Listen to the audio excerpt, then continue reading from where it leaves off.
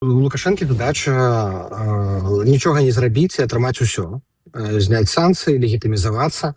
Ён адчуў, што ён можа атрымаць не толькі змякчэнне амерыканскіх санкцыяў, якія былі ўведзеныя за тэрор і за рэпрэсіі, а ён можа зняць і еўрапейскія санкцыі. Хаця умова, і менавіта наша пазіцыя такая, што амерыканскія санкцыі за рэпрэсіі былі ўведзеныя і за рэпрэсіі могуць быць знятыя. За палітвязняў былі ўведзены, могуць быць знятыя. А тут Лукашенко адчуў слабасць, адчуў розныя шараханні, плюс падпраўляе сваіх лабістаў і адвакатаў на захад, што давайце еўрапейскія здымем за палітвязняў. Хаця еўрапейскія ўводзіліся не за палітвязняў, еўрапейскія ўводзіліся за вайну, за міграцыйны крызіс і за самалёт.